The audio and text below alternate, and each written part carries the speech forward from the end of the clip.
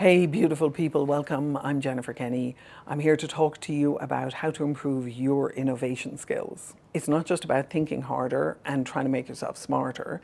It is really about offering better. So let's talk about what that means. If you wish you were more innovative, but you're not exactly sure what that means, if you feel like you're innovative in theory, but you're struggling with how to actually put that into action, I want to talk to you about the real skill set behind innovation and how to practice it intentionally. By the end of this video, I want you to be able to know how to build your own innovation capacity, not just think of ideas, but actually be able to make offers, to be able to test your offers, and to be able to deliver them in ways that actually matter and add value for other people.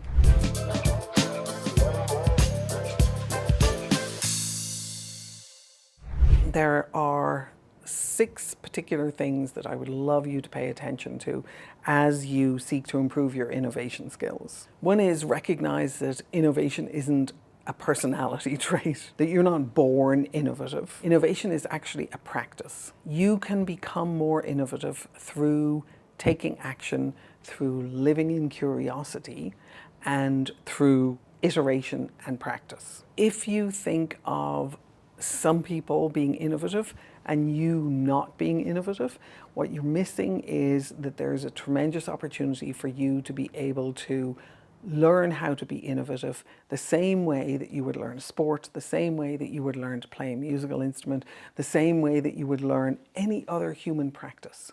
So instead of putting innovation up here in an ivory tower called some people have it and some people don't, bring it down to earth for yourself and recognize it's a human practice that you can learn. One of the most powerful entry points into learning how to be innovative or to improve your innovation skills is to start looking at what's not working. Start asking yourself what's not working. Innovation begins with awareness. And so your first step is to really build your awareness of what is innovation? How do I think more innovatively?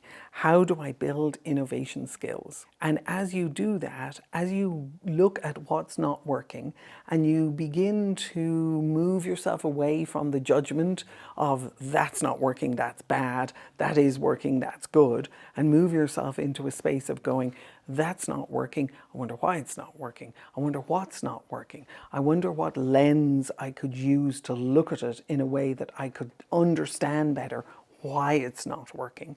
As you begin to ask yourself those questions, you live in this space of curiosity, then what you'll start seeing is you'll start seeing that it's making more sense to you. You'll start seeing that you can think of better ways to have a process work, or better ways to have a meeting happen effectively, or better ways to have an engagement go through, or better ways to serve a customer, or better ways to come up with a coding idea. A lot of us cope our way through our lives, and what we tend to do is we tend to deal with what we can. And so a lot of times we'll just put up with stuff that really is broken and that we really shouldn't put up with if we wanted to have our lives be more joyful and more effective and more contribute more. As you start seeing what other people are putting up with or what other people are tolerating, ask yourself whether or not that is something that you could address, that you could see half a dozen people in your team, in your organization, in an adjacent team, and you could see that they're putting up with a lot of stuff that's not working. Is that something that you could address or something that you could solve for or something that you could answer? And what you start doing is you start beginning to be self-reflective in a way that'll allow you to start seeing where you can make offers to improve things. So if you think about innovation as, I want to come up with the next great idea that's going to transform the world, and you recognize innovation as a practice, you might be overshooting a little bit on this front. If you recognize innovation as a practice and it's something that you've got to practice every day for a period of time, hopefully every day, all day, as you really start living in the space, but you've got to start small. You've got to start somewhere, and that somewhere looks like what's not working and what can I offer in there to make it work more effectively. As you go through that process, you'll start seeing more complex things that aren't working. You'll start seeing bigger opportunities to be able to solve bigger problems and be more innovative about how you do it. Not same old, same old. You're going to start thinking differently about how you deal with it.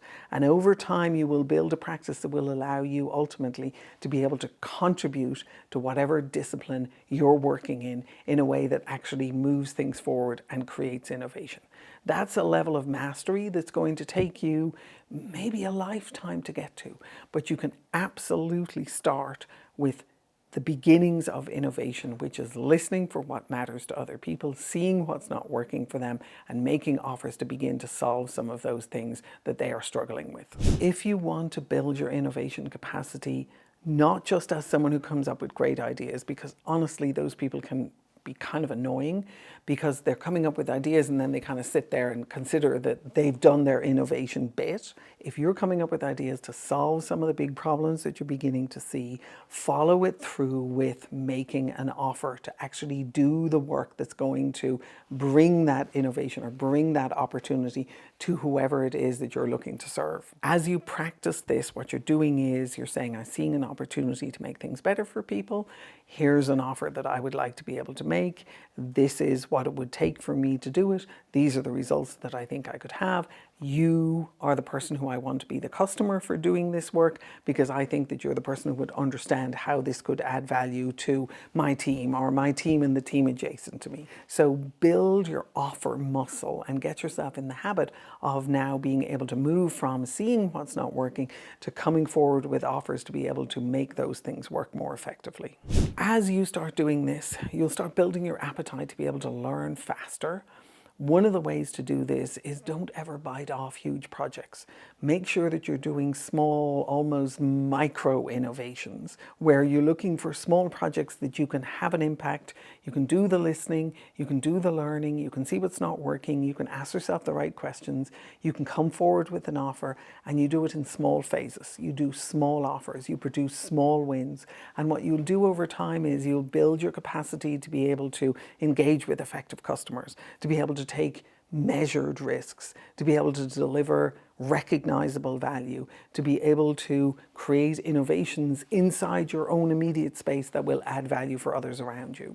As you make offers, start with the small offers, but say, for instance, you're making an offer to your boss and you are looking to be more innovative and build your own innovation capacity. You're making an offer to your boss to be able to solve a long-running problem between your department and another department.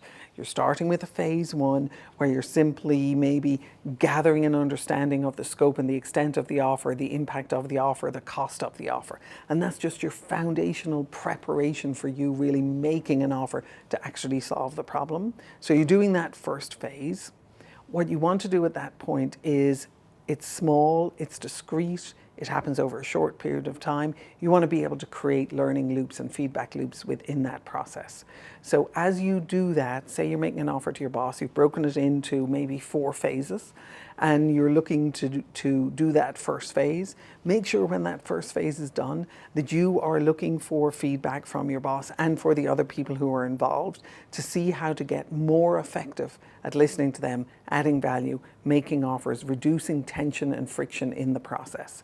And what you will find over time is you become more effective at identifying opportunities, delivering on those opportunities, making offers that allow you to be able to create projects around them that you can pursue, and that you have less tension and less friction and less resistance to any kind of change that's happening.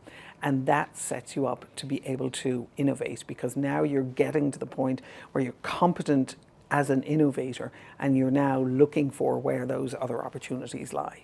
There's a practice that will also help you enormously with this, which is the listening for innovation. So we started off by talking about the idea of listening for what's not working or where the breakdown is. Listening for innovation is really listening to kind of the subtitles, the undercurrent, the subscript of what it is that people are saying, and try and understand what they're trying to accomplish in the world, what matters to them, what they want to be recognized for, what's their big dream that they could leave behind as value for other people.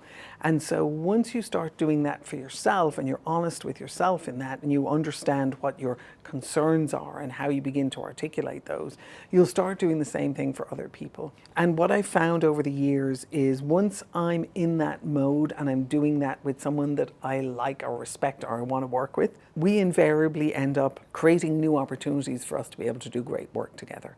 And we build on top of each other's competence, and we trust each other more, and we're more forthcoming with our articulation of who we are and what we really want to make happen and what kind of impact we'd like to have on our team, on our organization, on the world as a whole. So as you start moving up the innovation ladder for yourself, and I've written about this in my book, The Innovation Mindset, but as you start moving up the innovation ladder for yourself, you'll start building your competence as an innovator and building your own innovation skills and innovation capacity, and you'll begin to recognize that this level of listening for innovation, listening for what matters to other people, is incredibly important and valuable for you as you start moving up that ladder. I have another video that I think will be valuable for you on this subject. It is how to encourage innovation in a team. It is putting yourself in the context of a team and understanding innovation capacity as something that is not just one person with skills, but an entire team with capacity. I encourage you to have a look at that. Let me know what you think. Let me know if it helps you as you embark on this process. This is something that is near and dear to my heart. I've been working in the innovation space for a long time. I'd love to be able to help you. Put questions in the comments below. Let me know how you're doing, and I wish you the very best of luck with this journey. It's a powerful one.